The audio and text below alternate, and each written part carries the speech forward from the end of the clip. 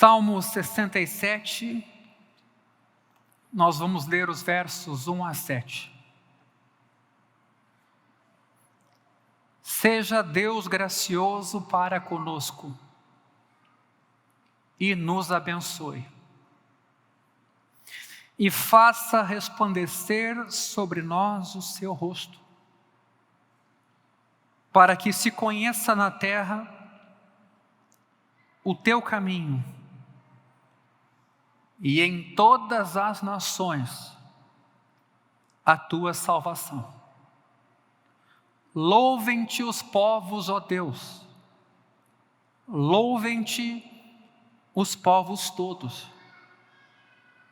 Alegrem-se e exultem as nações, pois julgas os povos com justiça e guias na terra as nações. Louvem-te os povos, ó Deus, louvem-te os povos todos. A terra deu o seu fruto e Deus, o nosso Deus, nos abençoa. Que Deus nos abençoe e todos os confins da terra o temerão. Com a leitura desse texto, eu quero seguir com a nossa sequência de mensagens a respeito da identidade do povo de Deus, do que fomos chamados a ser e fazer. Quando iniciamos a série de sermões desse tema, começamos pensando a respeito de nós, igreja, e do chamado que os discípulos receberam para ir por todo o mundo, pregar o evangelho a toda a criatura, às vezes falando, às vezes agindo, convivendo, dando um bom testemunho, sendo luz e sal da terra. Mas depois nós fomos ao Antigo Testamento para recuperar a história do povo de Deus desde sempre. Desde que Deus falou com Adão e Eva, depois falou com Abraão, falou com Moisés, falou com Israel. Ou seja, para mostrar que não há uma ruptura, que o povo de Deus, Israel, ou o povo de Deus, igreja, estão numa relação de continuidade.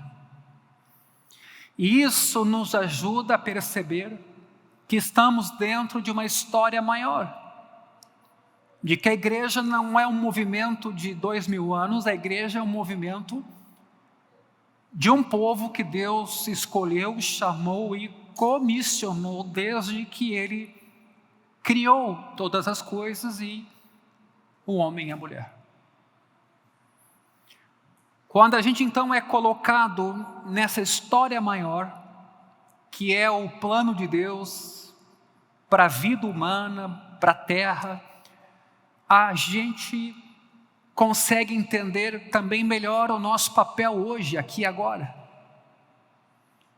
E esse é o meu desafio na noite de hoje, pensar com vocês como é que Israel foi povo, primeiro, com diversas tribos dispersas antes de ser uma monarquia, e depois como é que Israel foi povo, no caso, debaixo de uma monarquia, de um rei. E como é que ele conseguiu, enquanto nação, nessas duas configurações, cumprir o seu chamado. Há quem sustente que tribos virando monarquia e depois essa monarquia se dispersando no exílio, demonstram fases complicadas da vida de Israel, em que Israel acerta, erra, mas a grande verdade é que essas fases históricas do povo de Israel nos mostrarão que em cada uma das fases Deus ainda assim continuou usando aquela nação, mesmo no exílio. mesmo no exílio. Aliás, no Novo Testamento é muito interessante que a gente vê presos dando testemunho da glória de Deus mesmo encarcerados. Ou seja, os textos de Gênesis 12 que vimos no início dessa série, quando Deus chama Abraão, e Êxodo 19, quando Deus faz com Israel uma aliança no Sinai, 2 textos bem importantes, nos auxiliaram a ver o papel e a identidade do povo de Deus no Antigo Testamento, porque nessas passagens Deus faz da pequena nação, ainda não nação, mas do pequeno grupo Israel, o centro da terra. Aliás, entre os rabinos existe essa leitura, quando o texto bíblico fala de Israel no meio das nações, os rabinos fazem a interpretação de que Israel estaria no centro do mundo, inclusive geograficamente falando. Se você pegar um mapa de Israel e olhar o mapa do mundo inteiro, onde Israel está, de verdade, de forma, claro, aproximada, nos indica uma certa centralidade. Por isso, rabinos já fizeram essa leitura de Israel enquanto nação sendo chamada para ocupar o palco principal da história humana.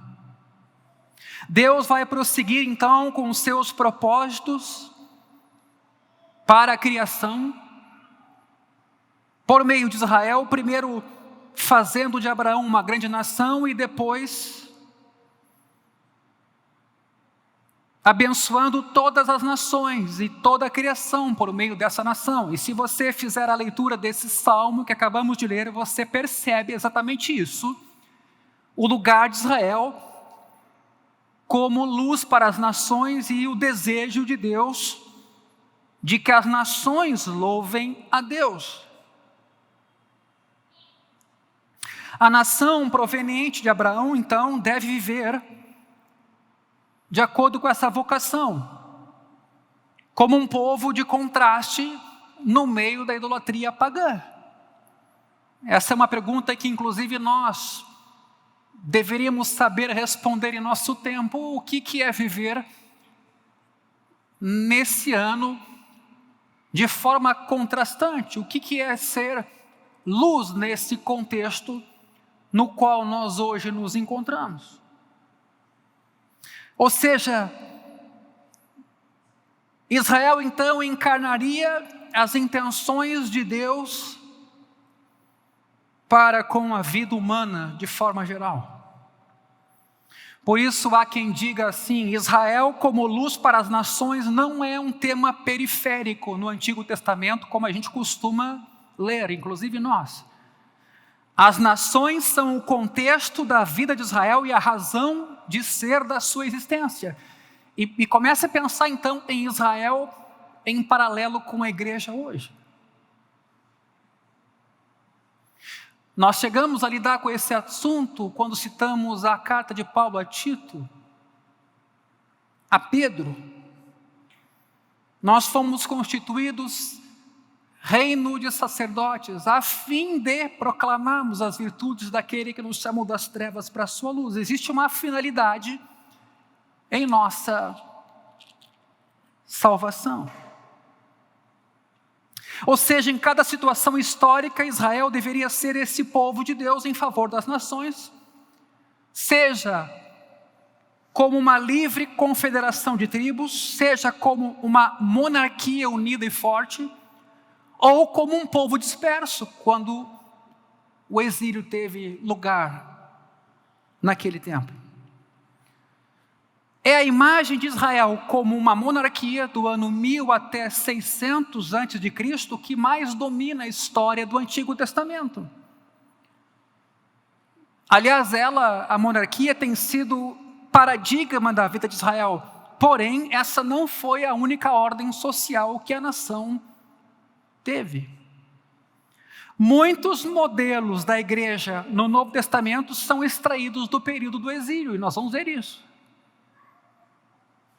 Porque, de certa maneira, a igreja, quando começou também espelhada no povo de Deus e como ele se organizava no Antigo Testamento.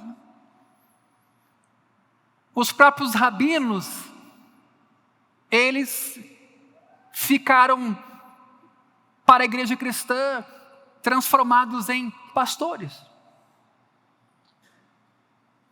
Podemos entender de fato a natureza da igreja somente se a gente prestar atenção ao povo de Deus no Antigo Testamento, se é que nós temos essa noção de um Deus que chama desde o começo, que tem história, que tem plano, e que somos, enquanto igreja, sequência do chamado.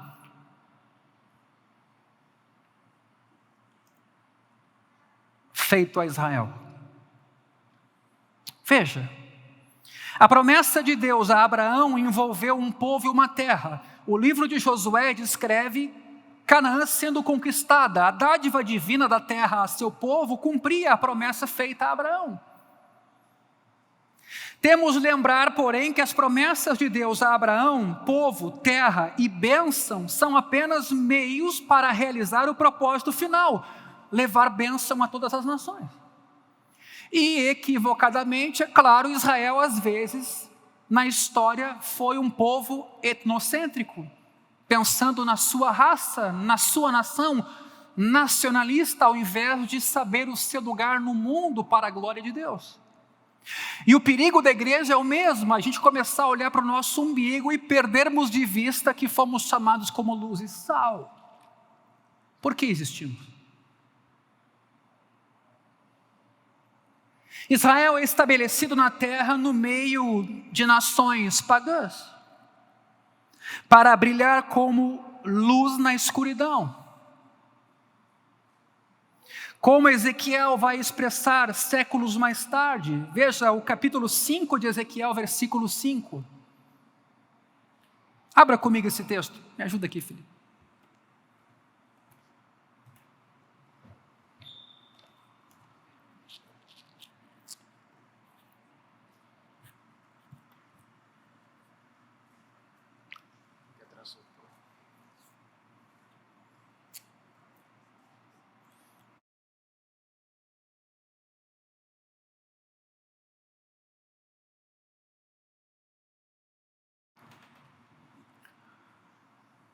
Ezequiel 5:5.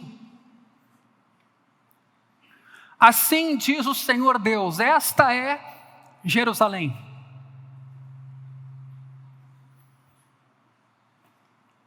Eu a coloquei no meio das nações, com os outros países ao seu redor. Veja propósito aqui, intenção, razão de ser da nação. E a nação associada a uma terra e a um propósito. Israel é colocado na encruzilhada das nações, como dizem os rabinos, no umbigo do universo.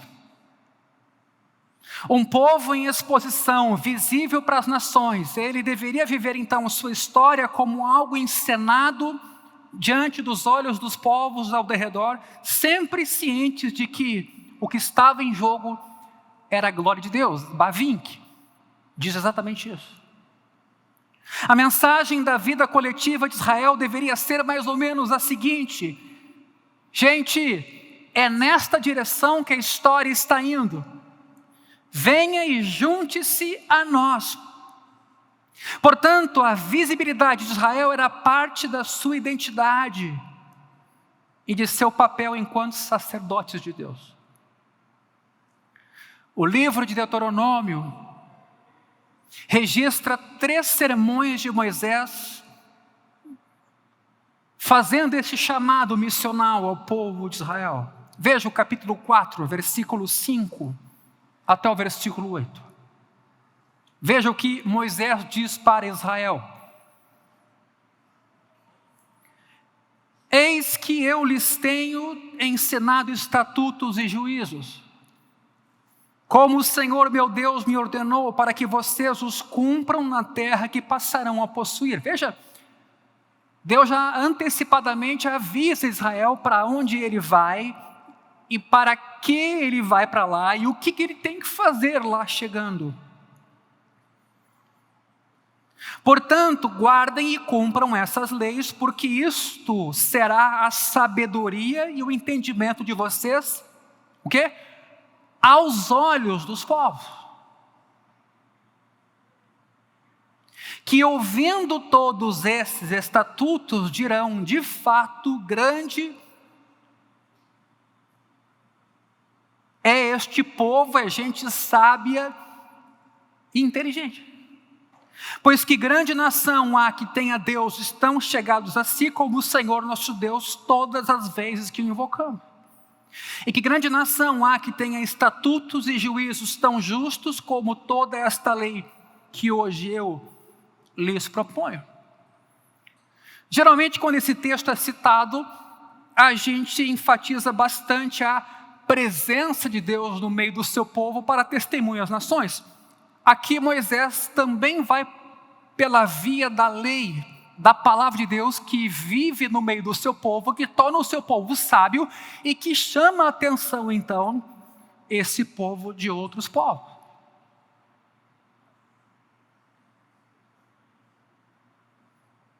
A vida de Israel deve ser diferente à medida que Israel encarna a palavra de Deus. Palavra essa que é dada por um pai amoroso, que não é para restringir a vida de Israel, mas para orientar para que Israel seja realmente livre. E se Deus criou o mundo, e criou um mundo bom, certamente Ele tem um caminho para a gente usufruir dessa bondade. Mas é claro que o pecado afetou essa criação boa, pois Israel então está nessa missão no mundo apontando para uma redenção final que um dia virá. Israel está nessa expectativa do reino de Deus que um dia virá. Ou seja, Deus não só chama Abraão, Deus não só faz uma aliança com Moisés e o povo no Sinai, mas Deus diz que se o povo obedecer, essa aliança que Deus fez com o povo será mantida. E eles serão luz para as nações. Isso levará, claro, ao confronto de Israel com as nações vizinhas, que têm os seus ídolos, seus deuses, suas culturas. Israel passará por perigos, porque a idolatria vai drenar a plenitude e a vida de Israel, se Israel der lugar ao pecado.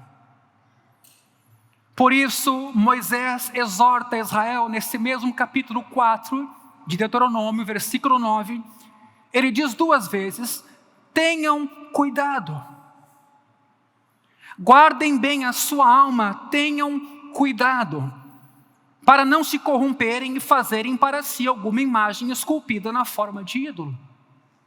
Porque inevitavelmente Israel ia conviver com nações pagãs ao seu derredor, e isso afetaria a forma cultica de Israel, inclusive na elaboração de ídolos.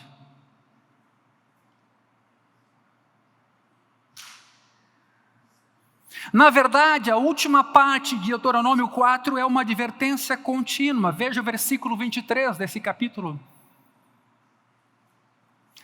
Tenham o cuidado de não se esquecer da aliança que o Senhor, seu Deus, fez com vocês. Não façam para si nenhuma imagem esculpida, semelhança de alguma coisa que o Senhor, o Deus de vocês, proibiu, porque o Senhor, o Deus de vocês, é fogo consumidor, é Deus zeloso. Queridos, o que a gente enxerga como obviedade na relação de Deus com Israel, parece que não é tão óbvio em nossos dias. Seguidamente, alimentamos deuses falsos em nossas vidas. Colocamos nossa esperança e confiança em coisas que não têm voz, embora tenham boca, têm ouvidos, mas não ouvem. Coisas que não podem nos ajudar. nos entregamos a deuses falsos. Por isso Israel precisa confrontar os seus ídolos vizinhos. Não pode Israel fazer concessões ao paganismo. De verdade, Israel tem que ter uma vida radical. O povo então é advertido de que se falhar nessa questão, será disperso entre as nações, o que de fato aconteceu algum tempo depois. Porque se falhar em guardar a palavra, perderá sua identidade. Porque a identidade não é uma questão conceitual, a identidade da gente é uma questão muito prática. Não é só saber quem eu sou, mas viver no mundo de acordo com quem eu sei que sou, segundo o que Deus diz que eu sou. Sim, porque é possível hoje a gente ser crente e viver de forma não cristã. Repito isso.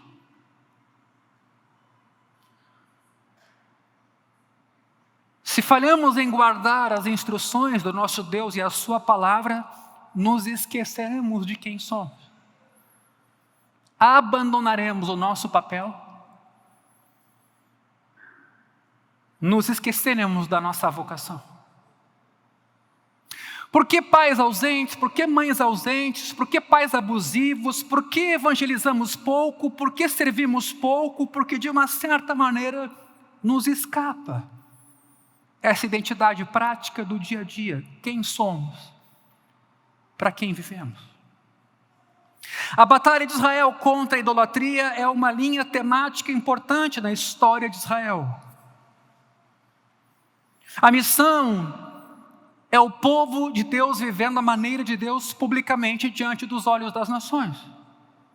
Mas essas nações não são observadoras neutras e passivas, elas têm também os seus deuses, sua cultura, e em sua vida social elas não servem a Deus, elas servem aos ídolos.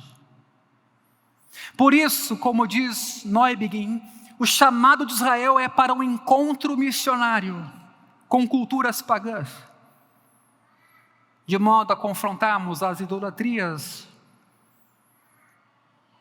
e afirmarmos o Deus vivo e verdadeiro. Outro tema relativamente importante para o chamado de Israel é que Israel deve levar a sério, a fim de preservar a sua identidade, a tarefa de instruir a geração seguinte. Não é apenas a idolatria que ameaça a fidelidade do povo de Israel, mas o perigo de que o povo se esqueça dos feitos poderosos de Deus e a maneira de viver que o agrada. E deixe de ensinar esses feitos poderosos e a palavra de Deus aos seus filhos. Escute isso. Nenhuma comunidade missional fiel sobreviverá. Nenhuma comunidade missional fiel sobreviverá se não levar a sério a tarefa de treinar a geração seguinte a andar nos caminhos de Deus e a confrontar outras maneiras de viver.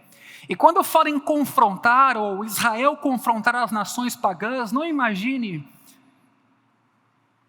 em nosso tempo sair a decapitar pessoas e matar pessoas, como o islamismo às vezes em alas radicais faz para com os infiéis. A confrontação é um modelo de vida alternativo do Evangelho, dado pelo nosso Deus e Pai, e que causa nas nações tensões, mas também, quem sabe, esperança de, imitando um modelo dado por Deus, por exemplo, para a família ou para a vida humana, de que as famílias dos povos vizinhos poderão desfrutar de vida em abundância. Sem essa instrução, a geração seguinte ficará vulnerável aos caminhos idólatras das nações ao redor. E é claro, repito de novo, a idolatria não é ir necessariamente a um templo budista e lá se curvar e confessar minha devoção àquela entidade. A idolatria se dá na maneira pouco prática de uma vida verbalmente entregue às mãos de Deus, mas praticamente no dia a dia devotada, por exemplo, ao dinheiro, ao prazer, devotada ao poder. Eu estava olhando aquela canção do Castelo Forte. O que os reformadores estavam cantando naquele tempo era: a minha vida, os meus bens e todo o poder vão ir, vão escapar de minha mão. E o que importa? A primeira estrutura social que Israel então vai adotar na terra, no período dos juízes, é a confederação livre de tribos. Um autor sugere que esse modo de vida era revolucionário porque as nações ao derredor eram monarquias, cujos reis atuavam como ponto central da religião pagã. Israel então é chamado a ser diferente, um contramodelo em oposição às cidades-estados cananeias, organizadas em monarquias. Essas tribos então, em contraste, manifestam igualdade e liberdade. Na ausência de uma autoridade central rígida, o povo de Israel precisa viver por meio do consenso e não por coerção, obrigação, sempre lembrando do chamado de Deus para aqueles grupos. Eles devem ser comunidades unidas por um compromisso comum com a história de Israel. Na ausência de elementos de sustentação visíveis de uma estrutura estatal, a comunidade dependia de contar e ouvir a sua história. De onde saiu, como foi a saída do exílio, do êxodo no Egito. Israel deve ser um povo moldado então por sua história do êxodo. É o que faz um judeu quando celebra a Páscoa. Os pais então contam ao filho que pergunta o que significa a Páscoa, o que de verdade aconteceu naquele ano, depois de 400 e tantos anos de escravidão. Deus, ele se compadeceu de Israel, escravo numa nação pagã, e enviou Moisés, porque se compadeceu para que Israel pudesse sair daquele cativeiro. Veja que fundamental isso para a identidade imaginária de uma criança, parte de um povo que cresce numa cultura pagã. Vamos pensar Manhattan, Estados Unidos, Nova York, aquela quantidade de judeus que migraram para aquela ilha e lá fizeram muito dinheiro, adquiriram muitas propriedades. Evidentemente, era muito possível que essa comunidade lá, com toda essa prosperidade, se perdesse. Perdesse rumo, perdesse identidade. Mas isso é o que se fala muito dos judeus, onde quer que eles vão, sempre a tentativa é de buscar preservar a cultura, a história, o ensino da lei, de modo a trazer essa expressão viva da identidade, do motivo de ser e existir desse povo. Queridos, o livro de Juízes vai, porém, relatar o trágico fracasso de Israel, fracasso recorrente, porque ele não viveu a lei que recebeu. Como um camaleão, ele adota a cor do seu contexto pagão. Em Siquém, Israel promete guardar a aliança de Deus e não fazer concessões, mas os primeiros capítulos de Juízes relatam como Israel deixou o seu lugar. como ele falhou em transmitir aos seus filhos a fé que recebeu. Por isso Deus os encontra em um tribunal da aliança e profere juízo contra aquela nação. As nações e os deuses das nações vão ficar na terra como armadilha para Israel. É o que Deus resolve fazer. Ao se adaptarem e acomodarem, a nova vida naquela terra era inevitável que os israelitas aprendessem os costumes dos cananeus. É como um filho nosso que volta da escola falando palavrão. É como um filho nosso que volta da escola porque descobriu pornografia. É como um filho nosso que vai se relacionar com os colegas e, convivendo com a quantidade de tempo que se tem, volta para casa influenciado a imitar esses modelos. Vejam que as nações ao redor de Israel, um povo agrário, era permeado de deuses pagãos da fertilidade. A triste história de Israel revela que o povo se acomodou às trevas da religião e das práticas pagãs. O livro de Juízes registra os repetidos ciclos de idolatria de Israel, do capítulo 3 a 16. O juízo de Deus sobre a nação e o clamor de Israel ao Senhor e depois o livramento que Deus oportunizava por meio dos líderes, dos juízes.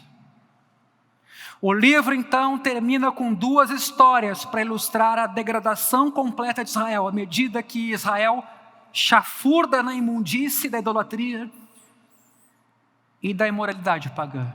Aliás, é difícil de ler um livro como Juízes e não se assustar com o que o ser humano é capaz de fazer. O povo de Deus. Porém, o livro de Juízes também revela uma determinação bondosa de Deus de conservar o povo de Israel para o seu propósito final. Deus envia um líder militar, um juiz após outro, para trazê-los de volta ao seu chamado. E isso os impede de serem completamente absorvidos por aquela cultura e paganismo. O refrão que encerra o livro de Juízes sugere o que Deus vai fazer no futuro para capacitá-los a serem um povo fiel. Juízes 21, 25. Naqueles dias não havia rei em Israel, cada um fazia o que lhe parecia certo. Final do livro. Naqueles dias não havia rei em Israel, cada um fazia o que lhe parecia certo. Ou seja, a forma tribal fracassou em virtude do pecado humano. Era necessário uma forma mais estável de liderança para livrar Israel da sua idolatria, a fim de que pudesse cumprir o seu chamado. Veja,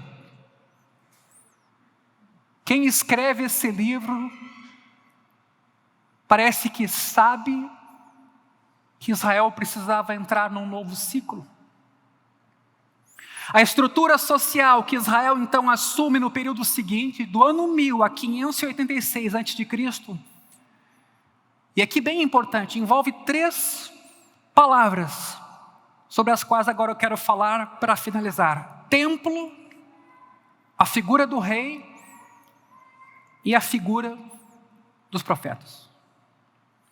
Eles são dádivas de Deus para sustentar Israel no seu chamado de povo sacerdotal diante das nações pagãs ao seu derredor. Essas 3 instituições sociais, eu vou chamar assim, porque o templo não era só a construção como tal, mas o que gerava, o encontro que gerava, a relação que ali se estabelecia entre Deus e os seres humanos e entre o povo em si. Essas 3 instituições atuam para estimular a vida de fidelidade de Israel e ajudar Israel em sua bússola de que ele vivia como nação para a glória de Deus e luz das nações.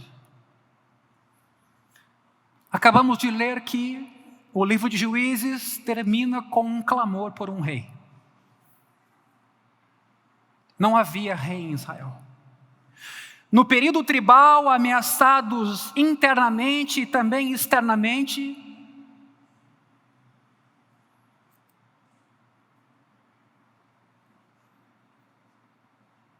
surge a pergunta: a monarquia vai colocar uma solução? Um rei poderia capacitar Israel a cumprir sua vocação perdida pelo pecado, pela desobediência, pela assimilação dos povos ao redor? Embora o clamor do povo por um rei seja atendido, na história de Samuel, logo no começo que o rei é dado, se verifica: não vai dar certo. Pouca esperança então existe de que o rei trará as bênçãos que Israel precisa para Israel cumprir o seu papel. E a razão dada pelos israelitas para pedir um rei é que é o problema da questão. Veja o que diz 1 Samuel 8, versículos 19 e 20. Vejam bem o que o povo pede e quer quando deseja um rei. Queremos um rei sobre nós. Seremos como todas as outras nações. O nosso rei poderá nos governar, sair adiante de nós e fazer as nossas guerras. Veja bem, eles queriam ser como todas as outras nações. Exatamente o que Deus havia chamado Israel a não ser. No entanto, Deus então lhes dá um rei especial, Davi. O tipo de rei que ele sabe que o povo necessita para ser um povo fiel. Deus sim é o verdadeiro rei de Israel no meio deles, mas um rei terreno mediará a relação do rei divino com aquele povo. Davi então fornece o modelo do que um rei deveria ser para Israel a fim de que a nação fosse santa. O que ele faz? Derrota os inimigos, removendo a ameaça de idolatria. Promove a vida do templo, porque ele assegura que o culto e os sacrifícios sustentem a vida do povo. E a terceira reforma, ele faz vigorar a lei, volta de novo para a lei e a sua aplicação, para que o povo reflita sobre a vida humana naquele momento em que se encontravam e como ela estava longe da palavra de Deus. Por isso Davi é chamado a mediar o governo de Deus como um mediador da aliança, conscientizando Israel da sua vocação. A nova instituição da monarquia, queridos, vai permitir então a Israel independência e um espaço necessário para que ele se constituísse como um povo que refletisse a estrutura social desejada por Deus, que vivessem como uma nação unida e que todas as áreas da vida do povo estivessem submissas à palavra de Deus, à Torá. Como um rei comprometido com a aliança e de posse de uma lei abrangente, Israel tinha agora a oportunidade de fazer com que a vontade de Deus tivesse efeito sobre a área social, política, econômica, legal e religiosa. Isso é fundamental. O rei não somente estimula a resposta fiel de Israel à aliança, mas também estabelece o horizonte do chamado. Um rei na linhagem de Davi se torna agora o objeto de esperança futura. Ou seja, Davi encarna agora não só um rei terreno, mas ele aponta para um outro rei, o Messias, que virá para redimir aquela nação e o mundo todo. Aliás, agora se começa a prometer um rei sucessor de Davi, cujos dias não terão fim. Ou seja, o assunto não é sucesso político, O assunto é que Israel de novo volta a entender o que é reinado, para onde ele está olhando e o que ele tem que fazer neste mundo. Participar da redenção da criação e testemunho às nações para convidá-las a serem redimidas. Os salmistas, portanto, celebram essa promessa do governo de Deus universal por meio do rei de Israel através de alguns salmos. Especialmente interessante é a linguagem do Salmo 72, versículo 17. Que o nome do rei permaneça para sempre, e que prospere enquanto o sol brilhar. Que todos sejam abençoados por meio dele, e que todas as nações lhe chamem bem-aventurado. Veja que Davi agora perde o seu lugar de destaque para aprontar para um rei cujo nome será celebrado. Essa linguagem que nos remete a Abraão nos leva de volta ao propósito original para o qual Israel havia sido escolhido. Por meio do governo de um rei da linhagem de Davi, Israel vai cumprir o seu chamado entre as nações, culminando com Jesus Cristo, descendente de judeu, mas luz para os gentios. Meus irmãos, a história cristã não começou no ano em que nos convertemos, nem muito menos quando essa igreja aqui foi fundada, esta comunidade. Nós fazemos parte de uma história muito maior, muito mais desafiadora, cheia de fé, de milagres extraordinários. Basta a gente olhar para o seu fluxo com os olhos adequados.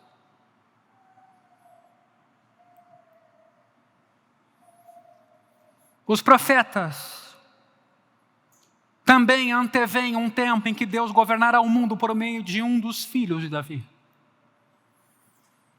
Porque depois as nações serão incorporadas a Israel. O Espírito é derramado sobre toda a carne. Surpresa para Pedro mesmo. Diante de Cornélio. Para você também é a promessa, e juntos, judeus e gentios vão experimentar a bênção de Deus prometida a Abraão. Por isso, de duas maneiras o rei desempenha uma parte importante. Primeira, em sua tarefa régia de derrotar as nações idólatras. E segundo, símbolo do generoso governo de Deus para o futuro que envolve os gentios. Mas ao templo também, como segunda entidade importante na história de Israel. O templo representa um papel semelhante. Ele é o símbolo da presença de Deus no meio do povo de Israel. Tem um autor aqui que argumenta que o templo foi concebido para fomentar Israel em sua identidade e papel missionário, para espalhar a presença gloriosa de Deus em todo o universo. O templo devia servir como uma motivação para que Israel fosse testemunha fiel ao mundo da presença gloriosa de Deus e de sua verdade. Que deveria agora então essa presença expandir para além do templo.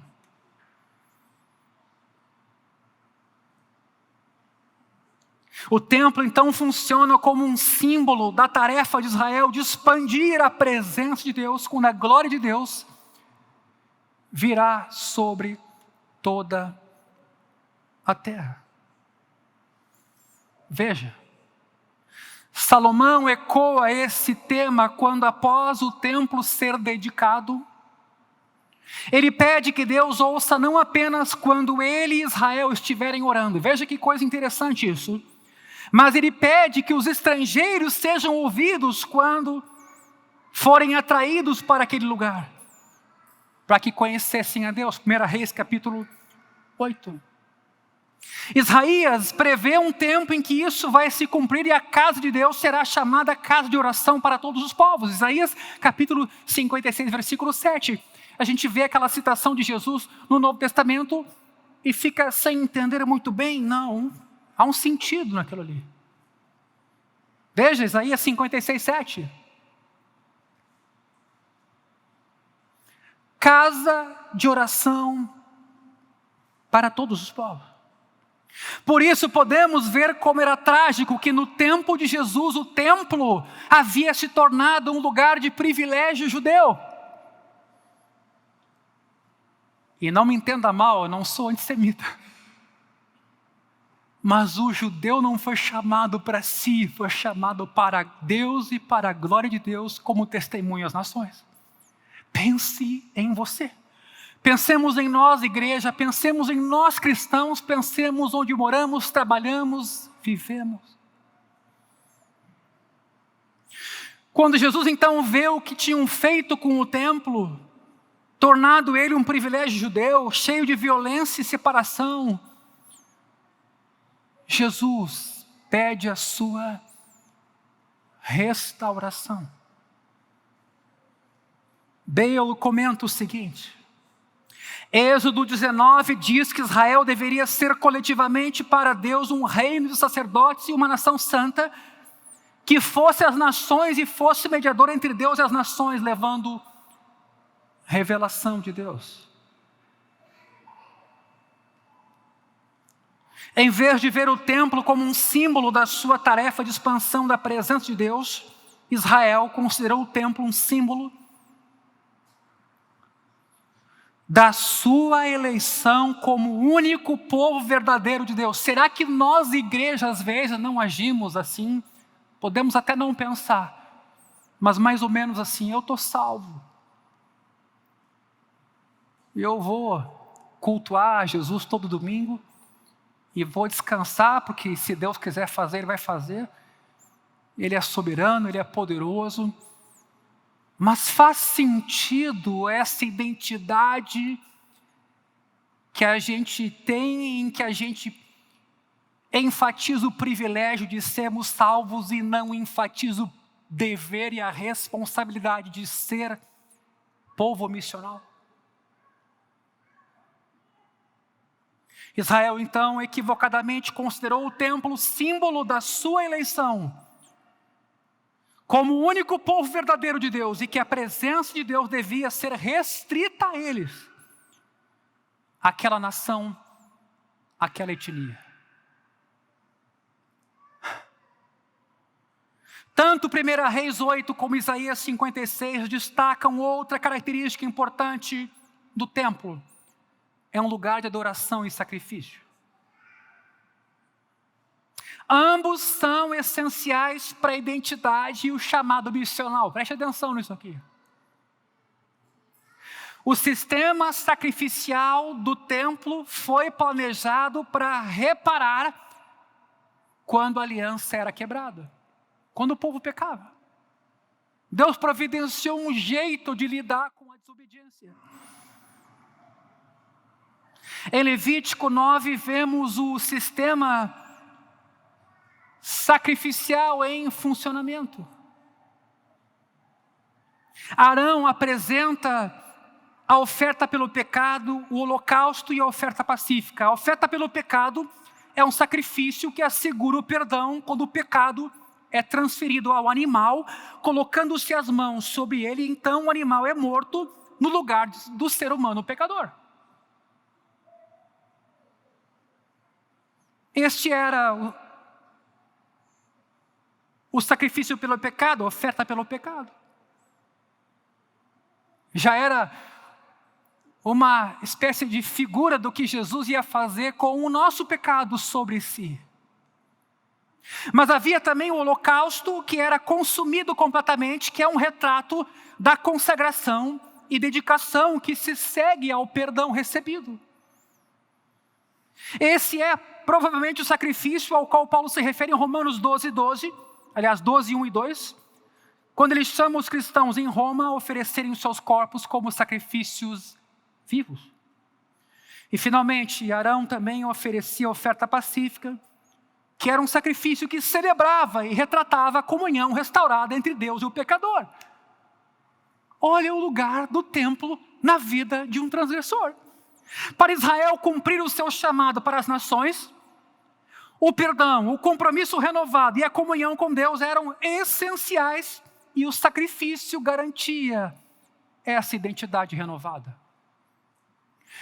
Imagine o cristão não cultuar, abandonar o congregar, abandonar a audição da palavra de Deus, abandonar sua história, suas memórias, abandonar quem Deus diz que Ele é e passar a ser assimilado nessa cultura com as diversas teorias que estão em voga, ou científicas, ou pseudocientíficas, ou filosóficas. Não, eu sei quem eu sou cristão, eu não preciso congregar hoje porque eu tenho muito bem certo na minha cabeça o que eu tenho que fazer. Você está enganado.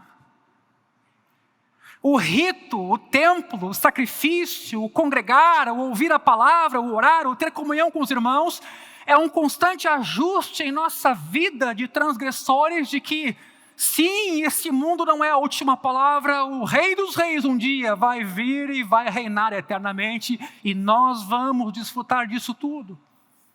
Por isso as lágrimas vão se secar, as dores não serão dores para sempre. O templo então estava lá erguido, de forma visível, lembrando que havia perdão. Lembrando que havia um Deus que ali vinha e se relacionava com o seu povo a despeito de todo o pecado da nação.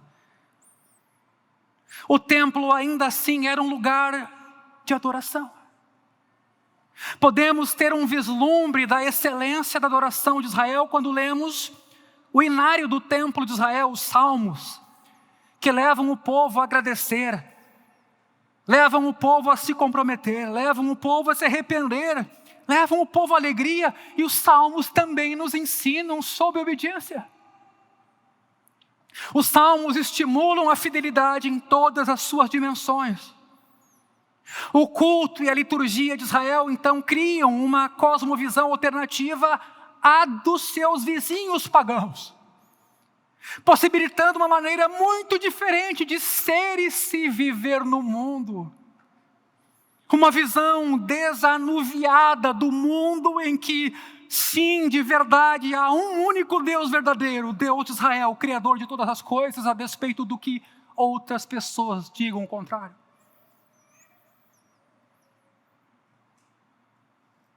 É como alguém escreveu, naquele culto, aí sim, terminado seu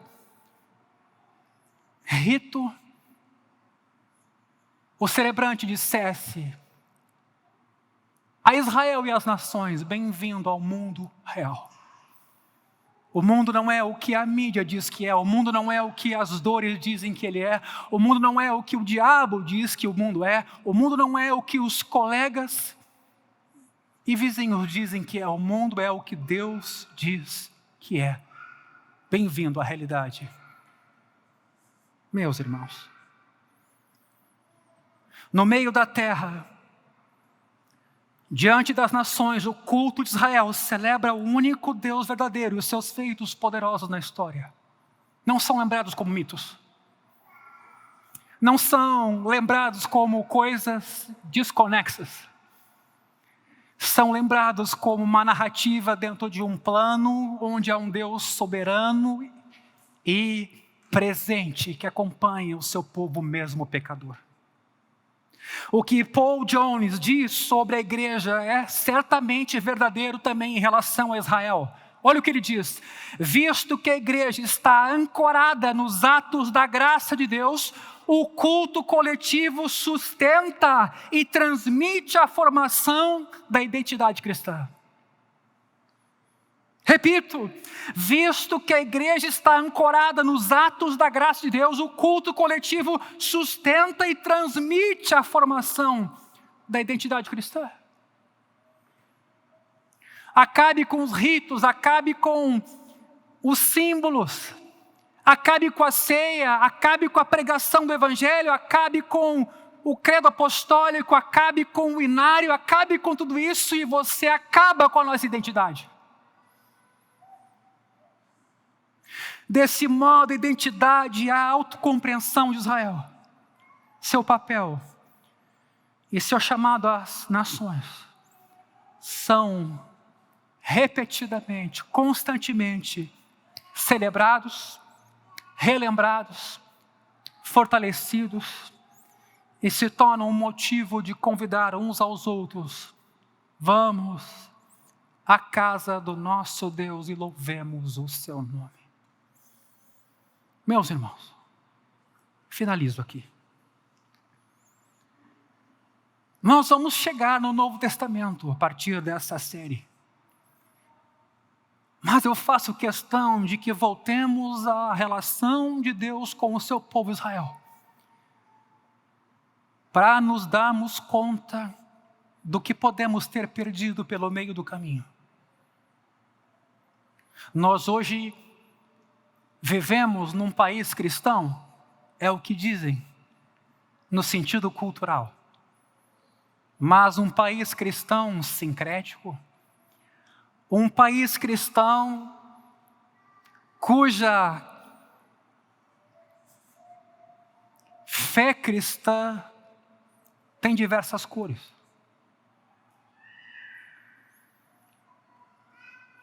E o que temos assegurado da parte do nosso Deus e Pai, seja com Israel, seja com a igreja hoje, é que Deus sabe quem nós somos. Sabe de nossas fraquezas, sabe que vamos tropeçar aqui e acolá. Deus sabe que vamos precisar da sua graça. Por isso o salmista faz essa bela declaração do Salmo 67, que iniciou essa reunião e com o qual eu a finalizo também. Quando ele diz: seja Deus gracioso para conosco e nos abençoe. Faça resplandecer sobre nós o seu rosto para que se conheça na terra. Olha a finalidade aqui. Para que se conheça na terra o teu caminho. E todas as nações, teus colegas, teus vizinhos, teus parentes, teus amigos, teus primos, todas as nações conheçam a tua salvação. Louvem-te os povos, ó Deus. Louvem-te os povos todos. Pai, nessa noite,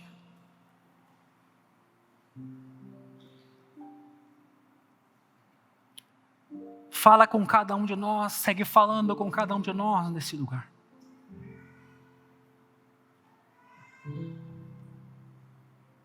Abre os nossos ouvidos e amolece os nossos corações, porque precisamos de Ti.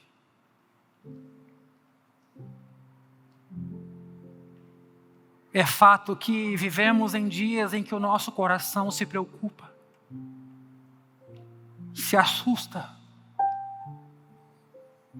Vivemos em dias onde vemos jovens e crianças e mais crianças influenciados e atraídos por todo tipo de proposta. Mas o teu povo, a tua igreja clama por tua misericórdia e para que o Senhor seja esse Deus gracioso para conosco. Quem de nós não carece da tua graça e do teu favor? Quem de nós não é transgressor? Quem de nós não é pecador? Mas para isso mesmo fomos chamados. E por meio de Jesus fomos escolhidos para compartilhar dessa boa nova de que há perdão para os pecados em Jesus.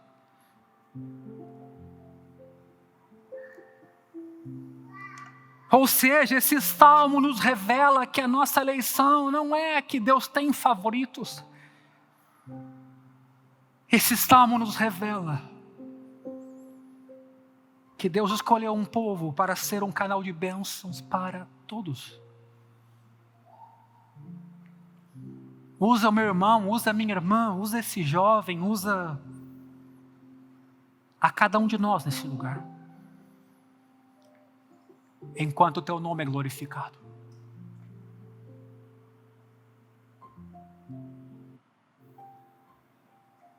Nos ajuda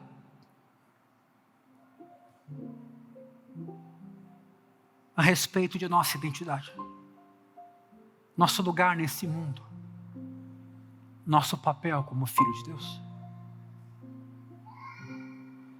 Abençoa os nossos irmãos em outras igrejas cristãs que hoje também se reúnem. Abençoa os seus pastores. E abençoa a multidão de pessoas ao nosso derredor que ainda não te conhece como Salvador de sua alma. Milhões de pessoas que não têm a esperança, que não têm Deus no mundo, que vivem batendo de porta em porta à procura de sentido. Deus bondoso, Deus gracioso, Deus que abençoa, faz algo na nossa comunidade, faz algo em cada um de nós, faz algo na nossa cidade, faz algo no nosso país. Resplandece o teu rosto sobre nós, para que se conheça o teu nome na terra e todas as nações te louvem. Nós queremos ver esse espaço aqui, Senhor, junto de uma multidão de pessoas que ainda não te conheciam, para que elas possam te louvar, celebrar a dádiva do Salvador. Me usa para isso. Mais do que isso, me conscientiza de que eu sou teu povo, para a glória do teu nome e testemunho às nações.